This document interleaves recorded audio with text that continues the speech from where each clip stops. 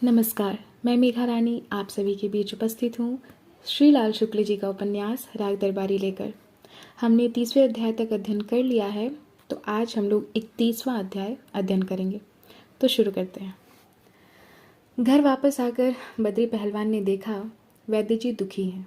उनके दुखी होने की पहचान यह थी कि उनका साफा कुछ ढीला हो जाता, मूछें बेतरतीब हो जाती और हर तीसरे वाक्य के बाद वे कहने लगते, मैं क्या बताऊं, जो मन में आवे करो।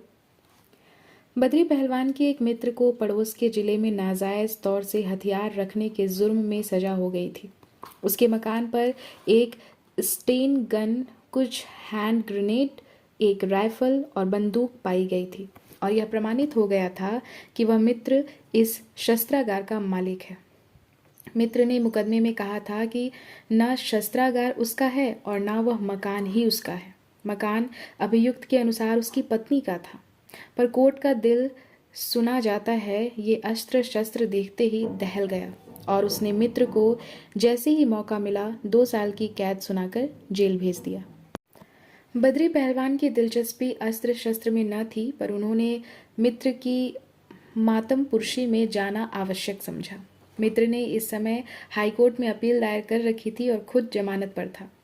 बद्री को उसने बहुत बार दोहरा कर बताया कि हाईकोर्ट में हार गए तो सुप्रीम कोर्ट जाना होगा और इस सब में बहुत रुपया खर्च होगा, जो उसे ही बर्दाश्त करना होगा, क्योंकि आजकल कोई किसी का नहीं है। बद्री ने इसका यह अर्थ लगाया कि इस मुकदमेबाजी का खर्च अड़ोस पड़ोस की सड़कों पर सूरज डूबने के बाद निकलने वाले राहगीरों को बर्दाश्त करना पड़ेगा। चूंकि वे लूटपाट की घटनाओं को हिकारत के निगाह से देखते थे, इसलिए उन्होंने मित्र को आश्वासन दिया कि रुपए की चिंता मत करो, सब कमी भगवान पूरी करेगा। पर मित्र ने मुस्कुरा कर कहा कि जो कुछ है वह भगवान का ही दिया हुआ है, और यह कहते हुए उसने छप्पर के फूस में ठूसी हुई एक कपड़े की पोटली निकाल ली। पोटली में बहुत से नोट मुड़े हुए रखे थे।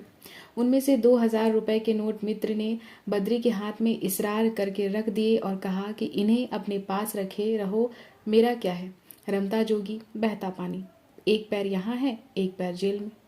रुपए से सुप्रीम कोर्ट जाने का इंतजाम करना।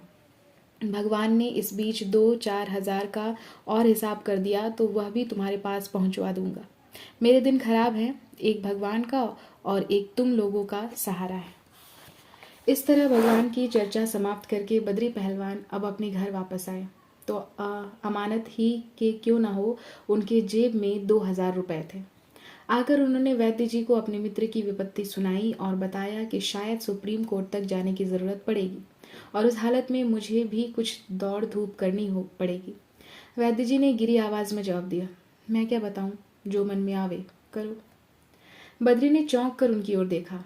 वे साफा नहीं बांधे थे, पर उनकी मूछें बेतरतीब थी। वे चिंतित हो उठे, समझ गए कि वैद्य जी दुखी हैं। कुरेद कुरेद कर दुख के कारण का अनुसंधान किया गया। मालूम हुआ कि इधर 2-4 दिन में कई लोगों ने बहुत से गलत काम किए हैं। प्रिंसिपल ने शहर में जाकर डिप्टी डायरेक्टर ऑफ एजुकेशन को कॉलेज समिति की वार्षिक रिपोर्ट दिखाई थी। रिपोर्ट अत्यंत सुंदर अक्षरों में लिखी गई थी। उसकी भाषा प्रांजल और शैली अलंकारपूर्ण थी। वैद्य जी के सौंदर्य का निरूपण करते हुए उसमें उन्हें इस क्षेत्र का नर केसरी कहा गया था। यह अच्छी तरह प्रमाणित था कि वैद्य जी को सर्वसम्मति से सहर्ष मैनेजर के पद पर फिर चुना गया है। उसमें यह नहीं लिखा था कि कुछ सदस्यों को कॉलेज के बाहर तमंचे के जोर से धमकाया गया और उन्हें अंदर नहीं जाने दिया गया। इस लिखित प्रमाण के बाद भी डिप्टी डायरेक्टर रामाधीन भीखम खेड़वी के इस आरोप की जांच करना चाहते हैं कि मैनेजर के पद का चुनाव तमंचे के जोर पर आतंकपूर्ण वातावरण में हुआ। जांच की गुंजाइश न होते हुए भी इन्होंने प्रिंसिपल को नोटिस दिया है कि वे स्वयं जांच करेंगे और उसके लिए एक तारीख निश्चित कर दी है। खन्ना मास्टर ने भी डिप्टी डायरेक्टर को एक लिखित शिकायत दी है कि और कई आरोपों के बीच यह भी कहा है कि यहाँ अध्यापकों को जितना वेतन मिलता है उससे दुगुनी रकम पर उनके दस्तखत कराए जाते हैं। ऐसा तो 70% कॉलेजों में हुआ ही करता है और ऐसी बात पर ध्यान नहीं देना चाहिए था, पर डिप्टी डायरेक्टर ने वादा किया है कि वे इसकी भी जांच करेंगे। सारे संसार में एक अटल नियम है कि रसीद जितने की होती है उतने की ही मानी जाती है, पर इस लिखित प्रमाण के बावजूद वे जांच करने पर तुले हुए हैं। मालवीय मास्टर के दुराचरण के विरुद्ध किसी ने गुमनाम पर्चा छपाया है। आरोप गलत हो या सही, पर गुमनाम शिकायत करना एक कायरतापूर्ण कार्य है। किसी बालक के साथ व्यभिचार करना भी कायरतापूर्ण कार्य है, और यदि मालवीय ने ऐसा किया था तो किसी को खुलकर इसकी निंदा करनी चाहिए थी। पर सुना गया है कि खन्ना कॉलेज के कुछ लड़कों को गवाही दिलाकर साबित करने जा रहे हैं कि यह पर्चा बेचारे प्रिंसिपल ने छपाया है। रुपन कुछ बोलते नहीं, पर सुना गया है कि खन्ना को पर्चे की छपाई का प्रमाण उन्हीं की सहायता से मिला है। कई विद्यार्थियों को भड़काकर शिकायत कराई गई है कि कॉलेज में सब कुछ होता है, सिर्फ पढ़ाई नहीं होती। बेचारे मास्टर मोतीराम के विरुद्ध आरोप लगाया गया है कि वे कक्षा में विज्ञान नहीं, आटा चक्की का कारोबार सिखाते हैं। इन सब का कोई लिखित प्रमाण नहीं है, पर इसकी भी जांच होने वाली है। और तो और रंगनाथ भी अब कभी कभी खन्ना से बात करने लगा है। इधर उसके स्वास्थ्य का विकास तो हुआ है, पर मस्तिष्क दूषित हो गया है। कोऑपरेटिव इंस्पेक्टर युधिष्ठिर का बाप बनता है। उसने अपनी एक रिपोर्ट ऊपर भेजी है कि रामस्वरूप सुपरवाइजर ने जो 2000 रुपए से ऊपर का गबन किया था वह वैद्य जी की जानकारी से हुआ है, और उसने वे रुपए वैद्य जी से वसूलने का प्रस्ताव किया था। मैनेजिंग डायरेक्टर की हैसियत से वैद्य जी ने जो रिपोर्ट इंस्पेक्टर के खिलाफ भेजी थी, उसके लिखित होने के बावजूद उस पर कोई कार्रवाई नहीं हुई है, और अनेक प्रयास करने के बावजूद उसका तबादला नहीं हो पा रहा है। और तो और उन्होंने लिख कर दिया था कि इंस्पेक्टर शराब पीता है, और इस पर भी अभी तक कोऑपरेटिव विभाग में ज्वालामुखी के विस्फोट की बात तो दूर रही, भूकंप तक नहीं आया है। बद्री पहलवान पिता के पास तख्त पर एक पैर रखकर, उस पैर के घुटने पर एक हाथ की कोहनी रखकर और हाथ के ऊपर अपनी ठुड्डी रखकर खड़े थे। पूरी बात सुनकर बोले, बस। वैद्य जी ने कहा, तुम इसे बस कहते हो? मेरी सेवाओं का यही पुरस्कार है? बद्री पहलवान ने पुरस्कार वाले हिस्से को अनसुना कर दिया। बोले, ये झगड़े तो 10 मिनट में खत्म हो जाएंगे। कोऑपरेटिव इंस्पेक्टर को 10 जूते मार दिए जाएं, ठीक हो जाएगा। डिप्टी डायरेक्टर ना माने और जांच करने आए तो उनका भी किसी से भरत मिलाप करा देंगे। खन्ना मास्टर के लिए हुक्म कर देंगे कि वे और उनकी पार्टी के लोग कल से कॉलेज के अंदर ना जाएं। सबको बराबर गैर हाजिर बनाकर 15 दिन बाद निकाल बाहर कर देंगे। वैद्य जी ने टोक कर कहा, ऐसा कैसे हो सकेगा? प्रिंसिपल करेगा। त्रिपाठी जी को पार साल कैसे निकाला था? उन्हें 1 महीने गैर हाजिर रखा गया था कि नहीं? वैद्य जी के चेहरे पर कुछ विश्वास की सी झलक देखते हुए बद्री पहलवान ने कहा, तुम यह सब मेरे ही छोड़ दो, प्रिंसिपल ठीक कर लेगा। छोटे ने इधर 2-3 पट्टे तैयार किए हैं, कॉलेज के बाहर उन्हीं की ड्यूटी लगा देंगे। खन्ना को कॉलेज के भीतर जाते हुए जूते मारेंगे। रंगनाथ चाहे जितना घिचिर पिचिर करे, उसकी फिक्र क्या? शहर का आदमी है, सुअर का सा लेन न लीपने के काम आए न जलाने के। तुम उधर देखो ही नहीं, घबराकर वापस भाग जाएगा। रहे रुपन, उन्हीं को 2-4 लप्पड़ मारने होंगे, सो जब कहोगे मार दूंगा। वैद्य जी बद्री की प्रतिरक्षा योजना सुनकर थोड़ी देर शांत भाव से बैठे रहे, फिर अचानक बोले, रामदयाल तिवारी, उसकी अपील का क्या होगा? हाईकोर्ट में अपील की कोई तिथि निश्चित हुई है क्या? बद्री ने अपना पैर तख्त पर और जोर से रोक दिया। बोले, उसकी भी बात कर लेंगे। पहले यहाँ की बातें हो रही हैं तो हो ले। बताओ, यहाँ पर चिंता की कोई और भी बात बची? वैद्य जी ने सोचते हुए कहा, यहाँ तो ठीक ही हो जाएगा, पर ऊपर की राजनीति गड़बड़ा रही है। तभी क्षुद्र अधिकारियों का साहस बढ़ गया है। कोऑपरेटिव इंस्पेक्टर का तबादला तक नहीं हो रहा है। इसके पीछे बड़ी बड़ी राजनीति है, यही चिंता का विषय है। बद्री पहलवान ने कुछ झुंझला कर कहा, राजनीति तो तुम ही जानो। हमने तो एक बात कह दी, इंस्पेक्टर को 10 जूते लग जाएंगे, ना एक कम ना एक ज्यादा। कुछ सोचकर उन्होंने एक संशोधन रखा, वह छुट्टी लेकर बाहर निकल जाए तो जूता लगाने की कोई कसम भी नहीं, छोड़ देंगे। वैद्य जी ने जोर से सांस खींची, उनकी देह ढीली हो गई, हाथ सिर पर पहुंच गया, पर चूंकि इस वक्त वे साफा नहीं बांधे थे, इसलिए उसे कसने के बजाय उनके हाथ उनके अपने मस्तक पर ही आशीर्वाद बरसाने लगे।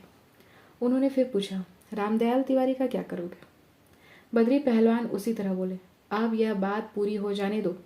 उन्होंने कुर्ते की जेब से कुछ नोट निकाले, वैद्य जी को देते हुए बोले, यह 1300 रुपया है। सुना है सुलह के कुछ रुपए दारोगा जी भी दे गए हैं, उन्हें मिलाकर 2000 पूरे कर डालो।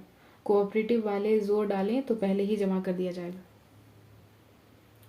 वैद्य जी ने गंभीरता से कहा, दारोगा जी ने जो दिया था वह थोड़ा तो जोगनाथ को दे दिया गया है, 400-500 बचता है वह जनता का है। कोऑपरेटिव भी जनता की है। वैद्य जी ने बद्री को नोट वापस कर दिए। बोले, तो रखे रहो, आगे देखा जाएगा। बद्री इसके बाद अपने मित्र की बात करने के लिए नहीं रुके। मकान के अंदर जाने के लिए वे एक बार अपने बाप की ओर घूमे, फिर एक अजब सी आवाज़ में, जो पता नहीं इस बीच में वे कहाँ से सीख आए थे, फुसफुसा कर बोले, बापू, गयादीन से भी बात कर लो।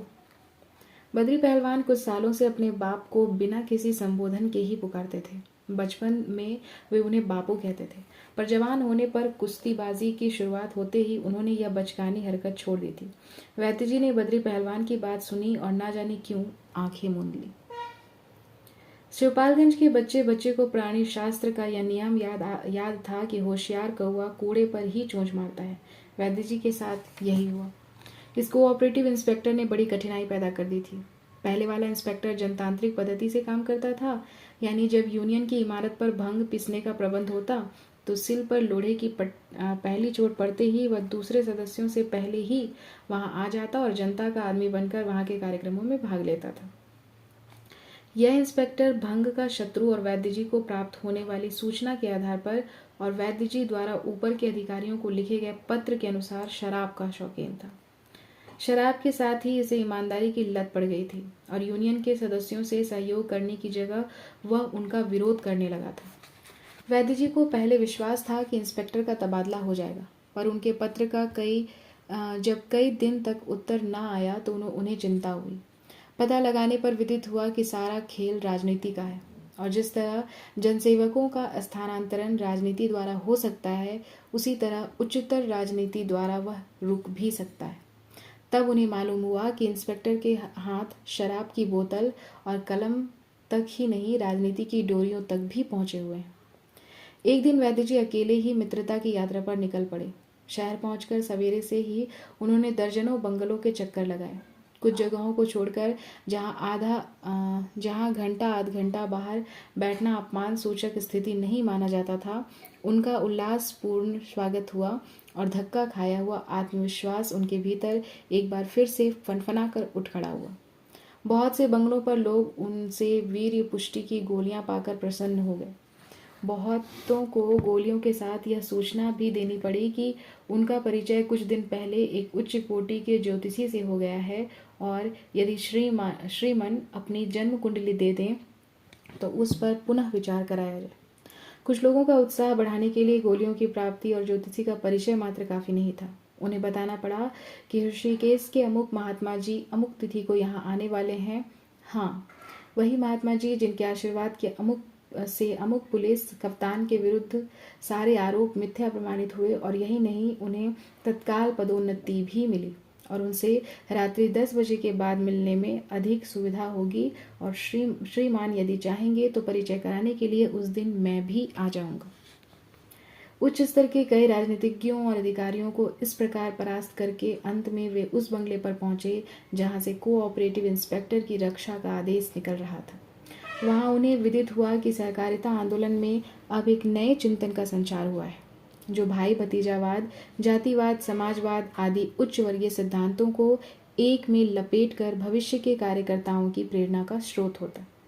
यह चिंतन कुछ इस प्रकार का था कि यदि तुम्हारे हाथ में शक्ति है तो उसका उपयोग प्रत्यक्ष रूप से उस शक्ति को बढ़ाने के लिए न करो, उसके द्वारा कुछ नई और विरोधी शक्तियां पैदा करो और इन्हें इतनी मजबूती दे दो कि वे आपस में एक दूसरे से संघर्ष करती रहें। इस प्रकार तुम्हारी शक्ति सुरक्षित और सर्वोपरि रहेगी।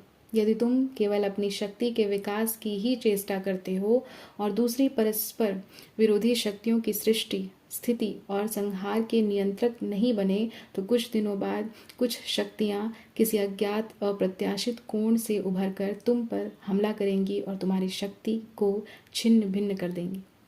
इस सिद्धांत को व्यावहारिक रूप देने का यह परिणाम निकला कि उस बंगले पर अब सिर्फ अपने गुट के आदमियों की ही नहीं, दूसरे विरोधी गुटों की भी सिफारिशें सुनी जाती थी और चूंकि कोऑपरेटिव इंस्पेक्टर का तबादला रोकने की सिफारिश इस समय एक विरोधी गुट के टोली नायक की ओर से आई थी और चूंकि उस टोली नायक की शक्ति का उपयोग एक तीसरे विरोधी गुट के टोली नायक को रगड़ने के लिए होना था, इसलिए वैद्य जी चाहे कोऑपरेटिव इंस्पेक्टर के तबादले के लिए आमरण अनशन ही क्यों न ठान लें, इस समय उसका तबादला होना असंभव था। वैद्य जी को ये बातें किसी ने बताई नहीं। इस तरह के बंगलों पर बहुत सी बातें साफ सिर्फ देखने और सूंघने से मालूम हो जाती है, इसलिए वे वहां पहुंचते ही सब समझ गए। फिर भी उन्होंने हिम्मत ना हारी। उन्होंने बहुत समझाने की चेष्टा की पर बात उलझती गई। उन्होंने कहा कि हमारी यूनियन में गबन जैसा कोई गबन नहीं हुआ है, हुआ भी हो तो गबन करने वाला लापता है और शासकीय तंत्र के निकम्मेपन के कारण अभी तक पकड़ा नहीं गया है। उनका इस झगड़े से कोई संबंध नहीं है। यदि कोई संबंध प्रमाणित हो जाए तो वे जितना कहा जाएगा उतना रुपया यूनियन को दान के रूप में दे देंगे, किंतु इसके पहले इंस्पेक्टर का तबादला होना चाहिए। वे जो कुछ कहा जाएगा करने को तैयार हैं। शर्त यही है कि वैद्य जी को तब बताया गया कि हमें जनता के सामने आदर्श उपस्थित करना चाहिए। ऐसा ना हुआ तो जनता का आचरण बिगड़ जाएगा। वह बिगड़ा तो पूरा देश बिगड़ेगा, वर्तमान बिगड़ेगा और भविष्य बिगड़ेगा। राम ने क्या किया था? सीता का त्याग किया था कि नहीं? तभी हम आज तक राम राज्य को याद करते हैं। त्याग द्वारा भोग करना चाहिए, यही हमारा आदर्श है। तेन त्यक्तेन भुंजथा कहा भी गया है। आज भी सभी यशस्वी नेता यही करते हैं, भोग करते हैं, फिर उसका त्याग करते हैं, फिर त्याग द्वारा भोग करते हैं। अमुक वित्त मंत्री ने क्या किया? त्याग पत्र दिया कि नहीं? अमुक रेल मंत्री ने भी यही किया और अमुक सूचना मंत्री ने भी यही किया। इस देश को, इस राज्य को, इस जिले को, इस कोऑपरेटिव यूनियन को ऐसे ही त्याग की आवश्यकता है। आरोपों की खुली जांच हो, इसके स्थान पर यह अधिक उत्तम है कि वैद्य जी जनता के सामने आदर्श उपस्थित कर दें। आदर्श की इमारत खड़ी करते ही सारे आरोप उसकी नींव के नीचे दब जाएंगे। अतः वैद्य जी को चाहिए कि वे मैनेजिंग डायरेक्टर के पद से त्यागपत्र दे दें। उनके विरुद्ध जो रिपोर्ट आई है उसका यही जवाब है। वे चाहें तो अपना त्यागपत्र किसी स्थिति के विरोध में दें, चाहे किसी सहकर्मी को कमीना बता कर दें, चाहे किसी सिद्धांत की रक्षा के लिए दें। यदि वे त्यागपत्र दे रहे हों तो उसका कारण ढूंढने की उन्हें पूरी छूट रहेगी, पर त्यागपत्र के साथ अगर मगर ना होना चाहिए। होना चाहिए तो केवल त्यागपत्र ही होना चाहिए, नहीं तो कुछ ना होना चाहिए। पर यदि कुछ हुआ तो बहुत कुछ हो जाएगा, जो कदाचित वैद्य जी को अच्छा ना लगेगा। अंतिम वाक्य लगता था कि श्री जैनेन्द्र कुमार के किसी लेख से उड़ाए गए थे, पर वैद्य जी राजनीति के आदमी थे और 20वीं सदी का हिंदी साहित्य जब हिंदी के प्रोफेसर तक बड़े कष्ट से पढ़ते हैं तो वैद्य जी से यह आशा करना कि उन्होंने श्री जैनेन्द्र कुमार का दार्शनिक साहित्य पढ़ा होगा एक अनुचित बात होगी। वास्तव में वैद्य जी का किसी साहित्य से कोई विशेष संबंध नहीं था। यदि ऐसा होता और यदि उन्होंने श्री जैनेन्द्र कुमार के लेख पढ़े होते तो इस शैली में कही गई बातें सुनकर वे समझ जाते हैं कि उन्हें केवल शब्द जाल से धमकाया जा रहा है। पर इस स्थिति में केवल यही समझें कि उनके विरुद्ध कुछ ऐसी बातें हैं जिन्हें ऊंचे स्तर पर लोगों को पचाने में असुविधा हो रही है। वैद्य जी ने निश्चय कर लिया। कहा, मैं त्यागपत्र दे दूंगा। संभवतः इससे मेरी दुर्बलता समझा जाएगा, फिर भी इस निरर्थक प्रचार के विरोध में आपके सुझाव पर त्यागपत्र दे दूंगा। किंतु प्रदेशीय फेडरेशन के लिए उम्मीदवार चुनने का जब प्रश्न आएगा, उन्हें इत्मीनान दिलाया गया कि वे उसी इत्मीनान से त्यागपत्र दे सकते हैं जिससे सभी महापुरुष अवसर आने पर जनता के आगे आदर्श उपस्थित करने के उद्देश्य से देते हैं। योग्य आदमियों की कमी है, इसलिए योग्य आदमी को किसी चीज की कमी नहीं रहती। वह एक ओर से छूटता है तो दूसरी ओर से पकड़ा जाता है।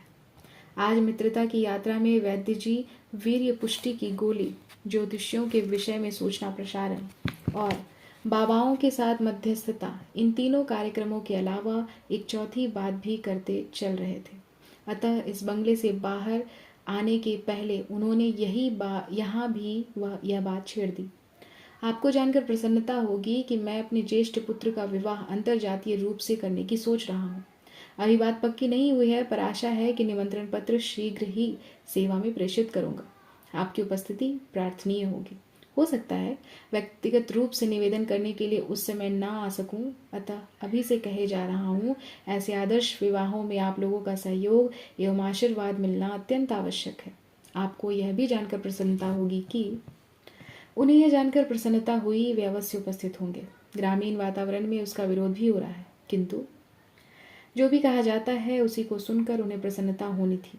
हुई, बार बार हुई।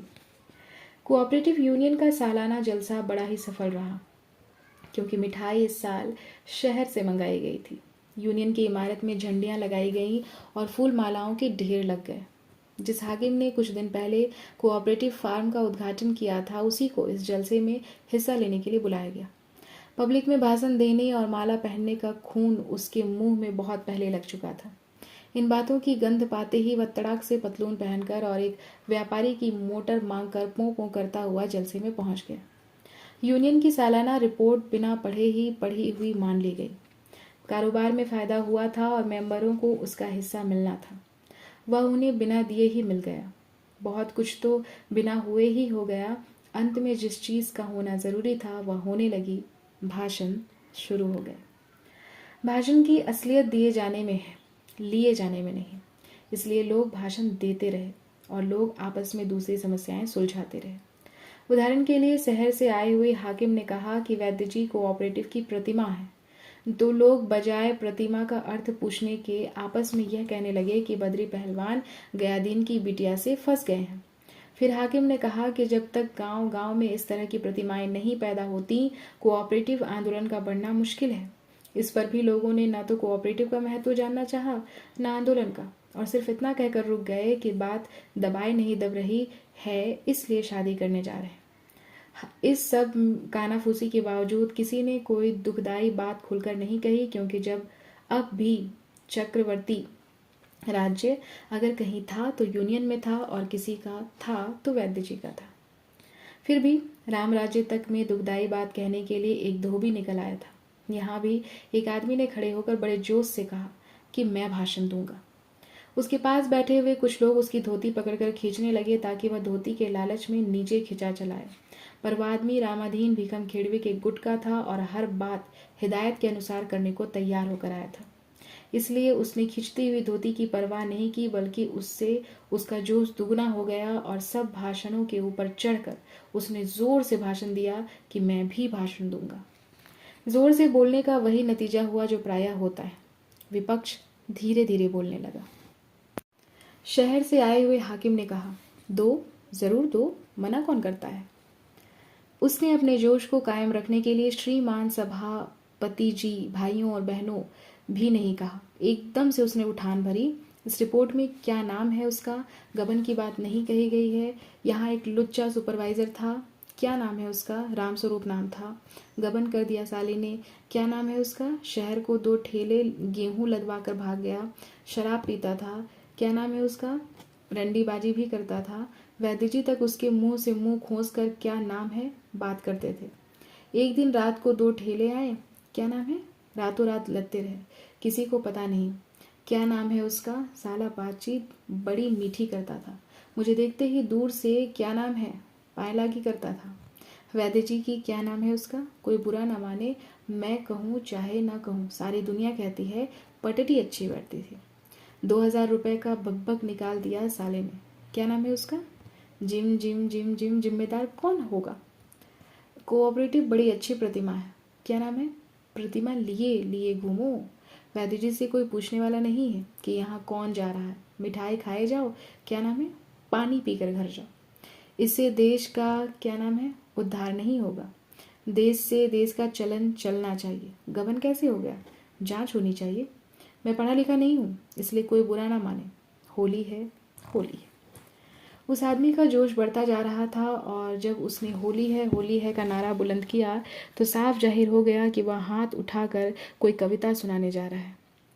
जोश और कविता का जोड़ अगर शिवपालगंज में कभी हो जाता तो उसके बाद आल्हा उदल की लड़ाइयों वाला वातावरण भी बन सकता था। इसलिए लोग हाँ हाँ बंद करो कह के उसके भाषण को रोकने लगे, पर भाषण बगटुट चला भागा जा रहा था। लोगों के बहुत पीछा करने पर भी वह रुक नहीं रहा था।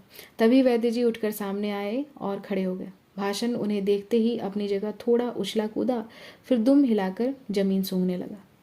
वैद्य जी खड़े होकर थोड़ी देर मुस्कुराते रहे। साबित हो गया कि गबन से उनका कोई संबंध नहीं है। फिर उन्होंने ऋषियों की वाणी में कहना शुरू किया, गबन कैसे होता है, इस पर ध्यान देने की बात है।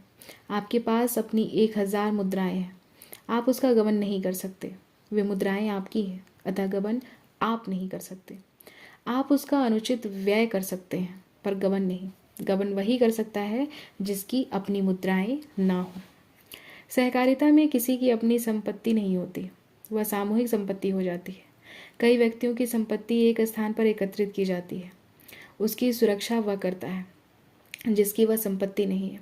संपत्ति उसकी नहीं है, पर वह उसकी सुरक्षा के लिए नियुक्त होता है। यदि वह उसका अनुचित व्यय कर डाले तो वह गबन हो जाता है। ध्यान दें सज्जनों, अपनी संपत्ति का आप अनुचित व्यय करें तो वह गबन नहीं है, दूसरा करे तो वह गबन है।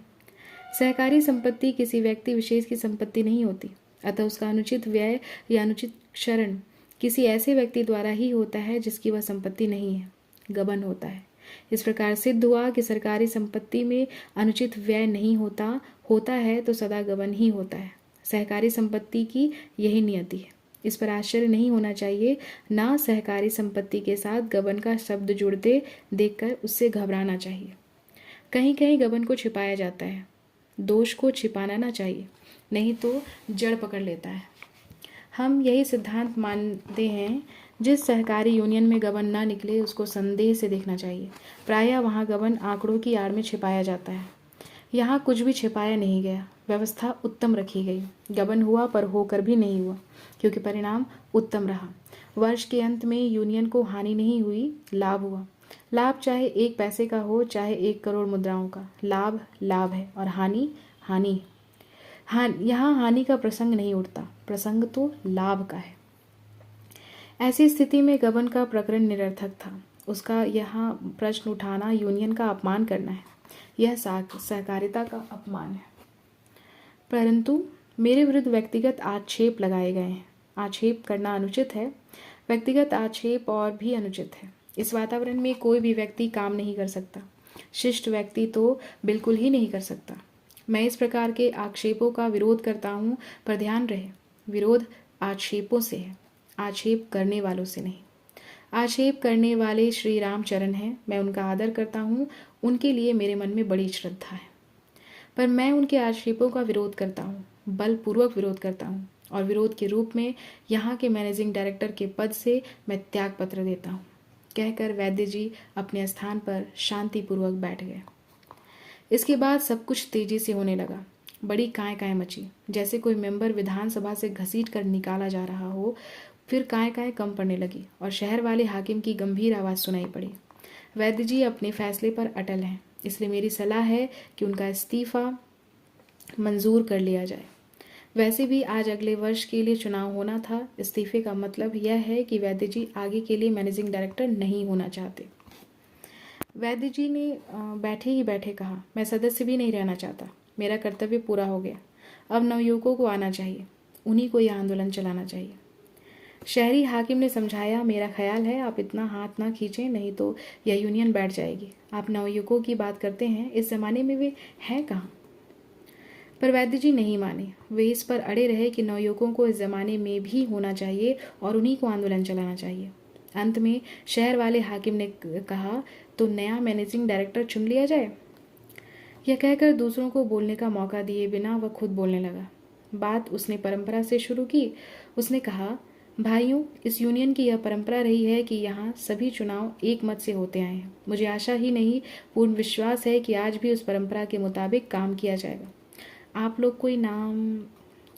अचानक छोटे पहलवान अपनी लुंगी के साथ खड़े हो गए, टोक कर बोले, चुनाव फुनाव में क्या रखा है साहब? बेंट के बराबर तो यह यूनियन है, उसमें भी तुम चुनाव लड़वाने जा रहे हो। इसके बाद उन्होंने बुनबुना कर एक कहावत सुनाई, जिससे आसपास बैठे हुए बहुत से लोग हंसने लगे।